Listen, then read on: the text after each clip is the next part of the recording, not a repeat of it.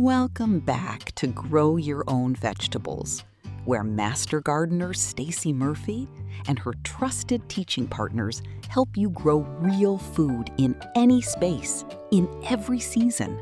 If composting has ever felt complicated to you, all those rules about ratios and temperatures, there's some lovely news. You've been overthinking it, friend. Nature has been composting for millions of years without anyone reading a book about it. What you're about to watch is a live talk David the Good gave at one of our past Grow Your Own Vegetables events, organized by Stacy for gardeners just like you. David has been growing food for over 20 years, and his approach to composting is wonderfully simple. For more information, free resources, and gentle guidance, you can find us at growyourownvegetables.org.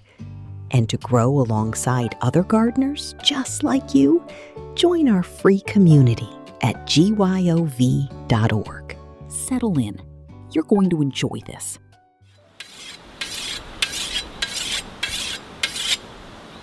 Oh, you caught me sharpening my compost making machine. I'm David the Good. Today we're going to talk about super easy composting.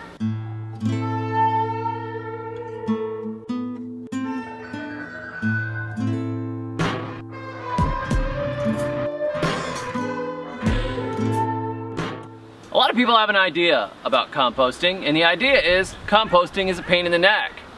You'll eat a banana and think about what you have to do to compost the peel. You look it up and it says you have to have a proper carbon to nitrogen ratio. You don't want it too wet or it's going to get sloppy. If you mix it in this way, it's going to make a mess, and you got to make sure the critters don't get into it and all kinds of other things. By the time you look up all of what it takes to compost in your backyard, you just take the banana peel and you throw it in the trash. Forget it. It's too much trouble. I don't want you guys to think that composting is a lot of trouble, because honestly, it isn't. God designed the world in a certain way, and nature is this big composting machine. Stuff falls on the ground and it rots and it turns into compost. It's just we like to make a lot of rules about it. Don't throw meat in. Don't throw paper in. You know, it's got to be a certain size. It's got to heat up to a certain point. And, you know, about 10 or 15 years ago or so, I got really tired of looking at all those rules and saying, why can't I? Why can't I? Why can't I? So I started doing the things that you can't do. The sort of stuff that you're not allowed to do. The sort of stuff that your local master gardener gets the vapors over. And I realized you can pretty much make compost doing anything. If it's organic, it's gonna rot. So I wrote the book, Compost Everything, The Good Guide to Extreme Composting, a few years ago. And it's really taken off, and people have started to realize it's not that big a deal. All through history, people have thrown things on the ground. It has rotted, and people have been buried in the ground, and they have rotted. Animals die in the woods, and they rot. And guess what? It makes compost. It's not a big, huge process. There wasn't like, 300 years ago when the Chinese were fertilizing their fields, they weren't piling up a bunch of stuff and sticking a thermometer into it to figure out if it was hot enough and if that compost was safe to use on the rice. They were throwing stuff on the ground and it was rotting. So for the next 20-25 minutes or so, I'm going to show you a bunch of ways to do super easy composting, including with my compost machine right here. My wife just informed me during the last little opening segment that I'm holding the blade of my machete. Don't ever hold the blade of your machete. It's very bad, and it's one of those rules you don't ever want to break, because you could cut yourself. Your hands might not be as strong and manly as mine. Now let's get into composting.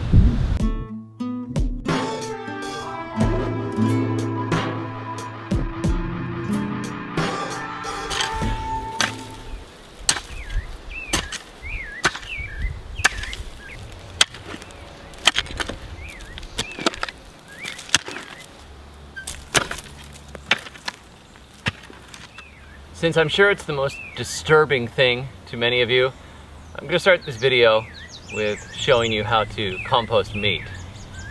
This is the simplest way to compost meat, and it really works. All you have to do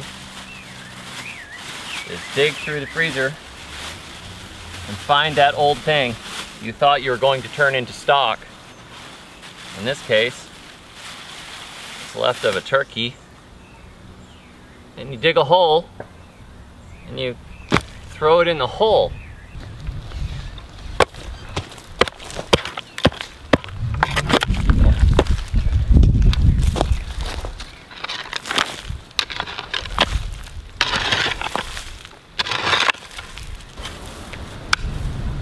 We're borrowing this piece of land, and this pit right here has been my fire pit for a while.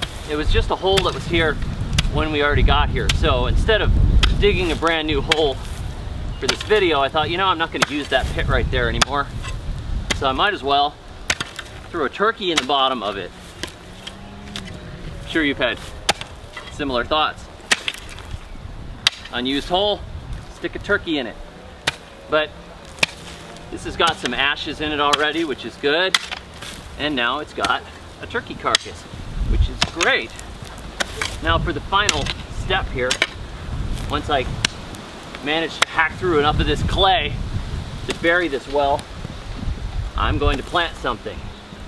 But you're gonna have to wait at least 30 seconds to see what it is.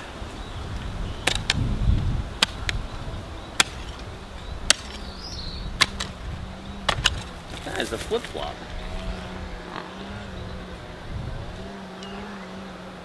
It's nice.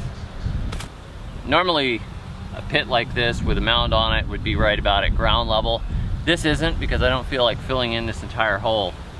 It's too deep, and I don't like to work that hard. But it's gonna do well. Now I'm gonna show you what I'm gonna plant. These right here are Hubbard squash seeds. Blue Hubbard, to be specific, which is one of my favorite winter squash of all time. And they are going right in the ground.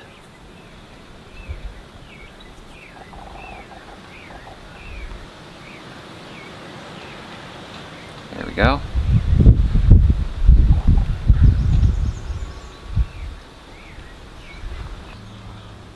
So why would I want to do something this crazy? Why would I want to compost meat? Well, it's because meat is loaded with nitrogen, not to mention other minerals that plants need. You can go down to Lowe's or Home Depot or wherever you have close to you, and you can buy bone meal and blood meal, right? But if you read the lists on what you're supposed to compost, it'll say, don't throw meat in your compost, don't throw bones in the compost. And then we go out and we buy it. And those are slaughter wastes, by the way, and we go out and buy it from the store when we could be doing it in the backyard. Now there's a method to this madness of burying some meat. If you remember the old story of the pilgrims and the Indians burying the fish underneath the corn and growing corn on top of fish, it really works. It works exceedingly well. And the reason is meat is loaded with nitrogen. Nitrogen is the primary macronutrient that plants need to grow. Your abundant green growth that comes from nitrogen. Meat has a lot of protein in it. Protein has a lot of nitrogen in it. So when you're adding meat to the ground, it's releasing that nitrogen over the growing season in an amazing way. And now I don't have time for this video to let this thing grow for the next 40 or 50 days so you can see, but when the roots get down there and they touch that meat in the ground and it's rotting and it's releasing that nitrogen, they will grow like crazy on top of it. One of my readers just this last week sent me some photos from her garden where she took a chicken carcass out of the freezer that she intended to make into stock, and she buried it under one of her squash plants. So here's one squash plant without a chicken buried underneath it, and here's another squash plant planted at the same time which had a chicken buried underneath it. Everything likes to eat chicken, even squash, and it works. And the point of burying it deep enough is to keep the animals from getting in and digging it up. If you bury it 2 to 3 feet deep, the roots will find it. There have been studies on roots. You know, if you yank up a squash vine, you get a little handful of roots and you say, wow, this thing is almost all vines and the roots are only this much. But the filaments of roots can actually go down to the microscopic level. Little tiny threads going down where you don't even see them. And they can reach 8 or more feet beneath the ground if the ground is loose enough. So if you've dug down 2 to 3 feet and you've buried some fish guts or a chicken carcass, or you know, heaven forbid your pet Fluffy dies, you can reincarnate Fluffy into squash or melons or whatever you want to plant on top. I'm sure that's not exactly theologically accurate, but you get the idea. The meat underneath the ground will be accessed, it'll rot down over time, it'll make a spot of super high fertility, and the vines will grow like crazy on top of it. And I like to do this with squash and pumpkins because you plant them in mounds. You don't have to bury meat all over the place. Like if you're gonna make a lettuce bed or something, it would just be ridiculous. But you plant squash and melons and pumpkins all in one hill, and then they run all over the place. So I make that one hill super fertile by burying some meat underneath it, and then plant, and then I'm done. Like for the season, I don't have to feed them. So that's why you would do it, and that's a super easy way to not throw the meat away. Why would you want to throw it in a landfill when you could turn it into pumpkins or something else? Recycle it back into the soil, and there's no waste. Not throwing it in a landfill. It's a fantastic thing to do. If you've got it, use it.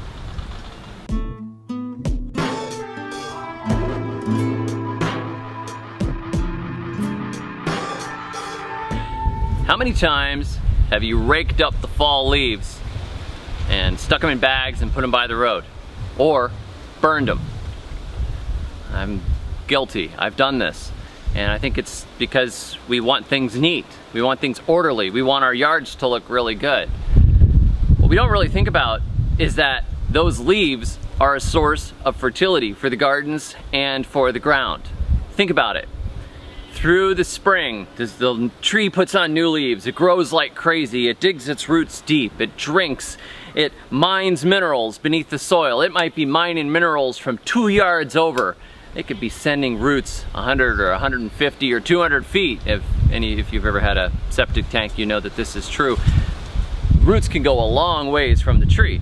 So it's doing all this work, and then through the season it's growing and growing and growing and growing and putting out all this growth, and then it starts to cool off in the fall, and then that magical time of year happens where the leaves turn colors and they fall to the ground in drifts, and then we get out and we rake them and we burn them. The way the system is designed, though, is for the leaves to fall on the ground, blanket the ground, rot beneath the ground, and then provide nutrients to the tree again the next season. It keeps worms and other insects alive beneath the ground. It makes a barrier between the harshness of winter and the roots. Where I live in the tropics, there's kind of leaf drop going on now and again all through the year, particularly in the dry season. But it's the same idea. It falls to the ground. The tree gathers up the minerals. It builds all these leaves. It builds all these structures. And then it drops them on the ground and it cycles back through again. But what we usually do is we take all that stuff and we throw it by the road, and we let the local municipal waste take it away from us, or we burn it. And what we're doing is we're actually impoverishing the soil that's in our yard. All those leaves and all those sticks and pine cones or whatever else is falling to the ground, that stuff can cycle back into the soil and continually, as the tree mines deep, continually add more minerals to your yard by digging up stuff that you couldn't access yourself. So a lot of times we throw it out by the road, and then we go around and we throw compost or fertilizer or mulch down because we've broken the cycle and the plants are getting weak and they need a little extra kick. So I wanted to show you how you can take these bits and pieces and use them in a way where you're not really working all that hard at it. First, let me show you what the ground looks like underneath these trees. Here's a typical little piece of forest floor here. Got some sticks that are starting to rot, fall apart, some little bean pods, some blooms that have fallen off the trees, a little bit of weeds growing. But if we go a little deeper, you can see that there's a lot down here. If you see, this is humus. This is alive. And not only that, it's really alive. Look at that. There's a millipede right there. And if you're familiar with how composting works, you know that a lot of the bugs come and break things up for you first. Here's a little snail. That's just a shell now. Snail is long dead, but its shell is going to rot into the soil. So we have got a primary decomposer here. He's chewing up the ground and leaving little manure insect frass, which is one of the first steps here to things breaking down. So this is breaking down into the ground, and we all know that earthworms do this. Here's another little insect right there. We all know that earthworms do this. They tear up the ground and they turn the soil. But look at this. This is compost. And this is just what happens when you let the leaves drop. This lot has not been developed. It's just a regular old suburban lot, but it's been left alone and we've been farming on it. And this corner here we haven't done anything to. We have to get down a little ways before we see what the soil actually looks like, because this is so rich with compost. We have an inch or two of humus on top. Let's see if we can get to the actual, there we go, there's the clay underneath. But you can see the clay is rich and black. It's not been baked by the sun, it's been protected. The humus has fallen into it. So there's a massive amount of life in here. We've got all kinds of insects and worms working together and turning all of what drops off of the tree into beautiful soil. And you can reproduce this in your own yard by simply setting aside a spot. And when you get your fall leaves, put a little set of pallets up or something like that and stuff them in there. The reason I say to put some pallets up is that'll keep the leaves from blowing all over the place. Usually you've got those fall winds and stuff blows all over, and the last thing you want is all your maple leaves being raked into a pile in the backyard and then blowing into your neighbor's yard. And then your neighbor gets all of your wonderful fertility. You don't want that. So you find a little spot, put some wire rings out there, stuff them in a corner along a hedge where they're not gonna blow away, and just let them rot. And you can stick the sticks over there too. All these little sticks and things, these are all rotting away into soil. And this is good, rich stuff. And the fungi over time will break it down and make what's called fungally dominated soil, which is great for your trees and your perennials and your gardens as well. But all these things break down, gives the worms and insects a good place to live, and it will rot into some very high quality compost. All it needs is time. So if you're gonna be raking and gathering up the leaves anyways, pile them up in a spot. You can even stick logs in a corner and let them rot. If you've ever chopped wood and left it in a corner for a period of time and then come back to it a couple of years later and it's just spongy, rich, full of water, that's great. I used to take logs and just put them around my fruit trees and let them rot down over a couple of years, and the fungi would grow out of them. I'd get little mushrooms and things popping out. You could roll them over and you would see worms and beetles, all those things turning and working it into the soil and feeding my plants. You could do that. You don't have to throw it all away. You don't have to throw it all by the road. If you can, you know, if you have to be neat because of the way your neighborhood is, just find a back corner area. Don't put your hand on your machete. Do it like this. Find a back corner area, stick them out there, and let them rot down. They will rot. You don't have to worry about turning it and all that sort of thing. Eventually it's gonna rot. You rake the top rough stuff off, dig into it, and you'll have this beautiful rich humus, which will often last longer than the quick-made compost that you would make in a traditional pile. If you've watched my YouTube channel, you've seen the lot where my wife and I have been gardening. Like I said, it's just a regular suburban lot, but it was abandoned for years. There's this crumbling house here. There's all kinds of trash in the ground. But one thing that's great is that nobody disturbed it for a long period of time, so there's a lot of compost here, which nobody mixed. They didn't make green and brown layers or anything special like that. Nature just threw stuff on the ground. So we were out here clearing. There's a bunch of weeds and things here. We were out here and started clearing, and I was gonna clear this area. I thought this would be a good spot to put in a couple of salad beds. And so I started digging and I hit rock. I realized this whole thing is a concrete slab. So I dug into it, found out that the entire top of it is just compost. It's all compost because the leaves have been dropping here for who knows how long. Years and years and years, and making compost. So as we've been clearing this slab, we've been taking buckets and filling them full of almost completely finished compost. A lot of it's finished compost with little bits of bottle caps and junk and some sticks and things in it. But if we sifted this, it would be great for starting seedlings in. And we've been side dressing and top dressing and putting it in pots and doing all kinds of stuff with it. We've gotten buckets of compost just because there was a slab here. So, like I said at the beginning, all you need to do to make compost is to throw stuff on the ground. And that's really that's the dead simple way to do it. Some things are messy that way, but in the case of leaves or straw or wood chips or whatever else, throw it on the ground, it's all gonna break down. You got an empty slab, throw it on the ground. Just throw the stuff back there. Put it right on the ground in a corner of your yard and let it rot there, like I said, with all the tree leaves and stuff. It doesn't have to be that hard. This took nothing. Just fell on the ground over time. Nothing at all. And we're just picking it up.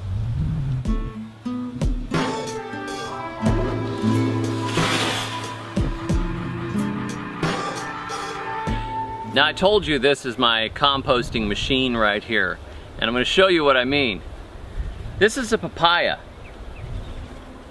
It's a seedling. It just popped up here. You noticed it when we were digging garden beds and just worked around it. Probably an animal dropped a seed, bird dropped a seed at some point. And when the rains start, it's come up and it looks nice and happy.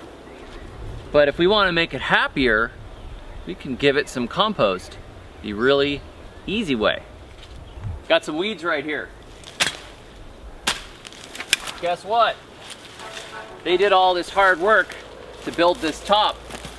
Think of the minerals in here. Think of the nitrogen in here. Think of the mining the soil this weed did to grow. Think of the carbon that it gathered from the sun, the sugars that it made through photosynthesis. All that hard work to build this plant. And I'm going to take this plant, I'm going to throw it to my papaya. So right there, that's going to rot down. The worms are going to turn into the ground, and it's going to feed this papaya. I've got weeds right here. This is some sort of a nitrogen fixing weed right here.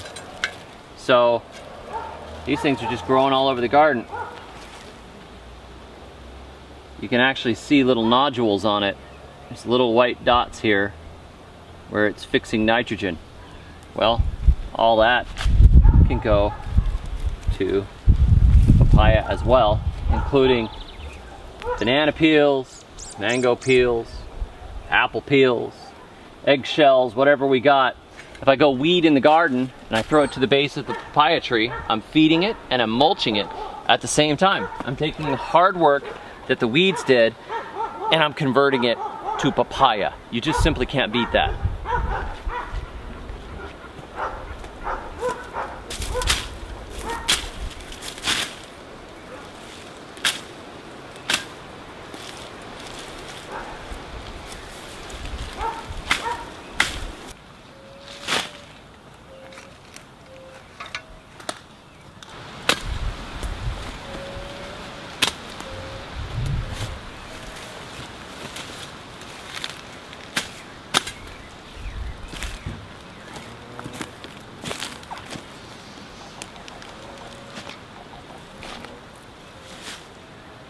My fellow permaculture folks like Jeff Lawton and others call this chop and drop. You're chopping and dropping. You're taking weeds. You might deliberately grow plants just so you can chop them up and use them for mulch, which turns into compost over time. It's a fantastic way to feed your trees. Like if you've got an orchard, you cut the grass and you can throw the grass clippings underneath the trees. If you've got garden beds, you can deliberately grow a green manure. Like you've probably heard that term. You grow ryegrass, and the ryegrass makes a lot of roots, and when you turn it under, it rots into the soil and it makes a bunch of compost right there. Or you can just cut the tops and throw it on the ground and let the roots rot. There's a lot of plants that make a lot of biomass. Comfrey is a very popular one up north. Down here in the tropics, I've used moringa, I've used Tithonia diversifolia, which is a great big sunflower. Makes a lot of biomass. Chop it up and throw it on the ground. Leucaena is another one. There's a lot of nitrogen fixing trees. You can deliberately grow a nitrogen fixing tree next to a fruit tree, and every time that tree starts to get bigger, you can chop the top of it off and feed it to the fruit tree. So you've got like a nurse tree. You've got weeds growing in your yard. Well, if you've got really abundant weeds like pokeweed, I used to have pokeweed all over my yard. I would cut the tops of the pokeweed off and I would throw it around to mulch my fruit trees. I figured I'm not gonna kill this pokeweed. I'm just gonna cut it back multiple times during the season and throw it around my fruit trees. Let it do the hard work of gathering the nutrients, and then I'll let it turn into compost right next to the trees. So that's why I call this my compost creation machine, because you can just chop things off, stick them right where they need to go, throw it on the ground, and let nature compost it.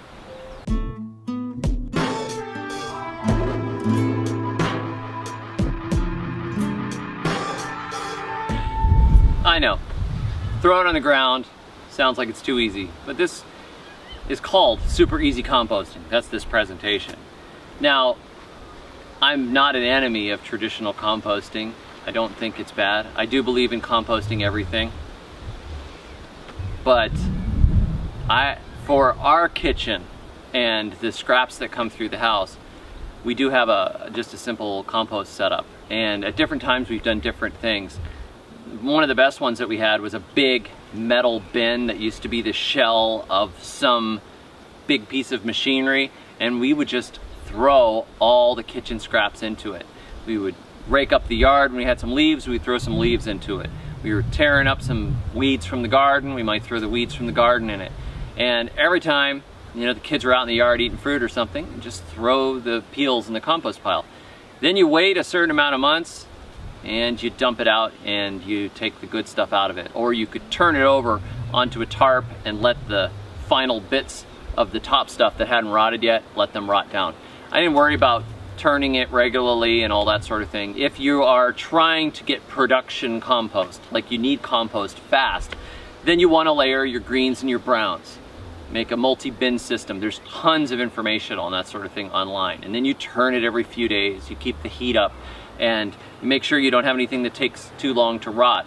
But for me, I am interested in getting as much fertility as possible for the least amount of work. And I always have biomass that I can use. There's always something I can chop up and chop down. There's scraps. I've even gathered from when we have a church picnic, just put a bin out there and have everybody throw the food scraps into it, take it home and compost it. I will throw in bones and meat and bread, paper towels, paper plates. For a time when one of the babies was born, we have 8 children, by the way. When one of the children was born, I just went out and bought a whole bunch of paper plates, so we didn't have to worry about dishes for a period of time. And I deliberately bought paper plates because they compost. So you eat off the paper plate and you just throw it right in the compost pile and it breaks back down into soil. It's mostly carbon. It's just made from wood pulp, right? So all that stuff can be composted back in. You don't have to feel that bad about it. It's not like you're throwing away a great big bag of paper plates, and so you've taken a forest and you've put it into a landfill where it's going to sit for the next 1,000 years or whatever. No, you've actually taken it and turned it into soil and you're growing food on it. So when your wife is back up and around and everybody's happy and doing dishes again, you're growing food out in your garden, and it's coming in from the paper plates from that period of time when you're like, I just don't have time to deal with dishes. So you just don't have to get too hyper about it. And now as for vermin, we just had tall sides on the bin so stuff couldn't get into it. But if you're really worried about it, you can always put hardware cloth or something like that over the top to make sure that you don't get rats in there, the neighborhood dogs, cats, whatever isn't coming in and tearing through your compost pile. But honestly, even if they're that hungry and they want to take a little bit out of it, I don't really worry all that much, so maybe call me crazy, but I'm a big fan of snakes, and I don't kill the snakes, so I know that if the rats get into the compost, the snakes are going to eat the rats, and nature's just going to balance itself out. But I actually haven't had any trouble with rats in the compost, because when I do get something like meat, I tend to bury it deeper in the pile, and the rats just kind of ignore it. They don't seem to get in there and worry about it that much. So everything that goes through the kitchen, all the bones and everything, they all go into the pile. Not all of it breaks down pretty rapidly. You know, I had people over and they looked at my garden bed. They're like, "You've got bones in your garden bed." It's like, yep, they came through the compost pile. But over time, they're breaking down. They're adding phosphorus and calcium and other minerals to the soil. I'm not worried about it. Just consider it a slow release fertilizer. So nothing wrong with traditional composting. I totally am a fan of composting in all its forms. And I've written a ton about it in my book, Compost Everything, and on my website, thesurvivalgardener.com. And you can watch me do a bunch of composting demonstrations if you look up David the Good on YouTube. I have a moderately entertaining channel with a lot on composting. So thank you for joining me today. I really appreciate it. I hope that you all have been inspired to stop throwing stuff in the trash and start throwing it in the compost, or at least throwing it on the ground. Next time you eat a banana, throw the peel at the base of a tree you love, and it's gonna be compost. Something's gonna digest it. It's gonna end up in the ground, it's gonna feed the tree, and it will all work out okay in the end. So don't be uptight, throw away the rule book, start composting the way nature does. And until I see you next. If you'd like more guidance on growing fresh, flavorful greens, even in small spaces, Stacy has put together a simple guide for you. You can download it for free at growyourownvegetables.org/growyourgreens. The link is in the description below. And if you'd like to keep learning alongside other gardeners just like you, we have a wonderful free community waiting for you. You can join us at GYOV.org. Thank you for spending this hour with us. We'll see you next week.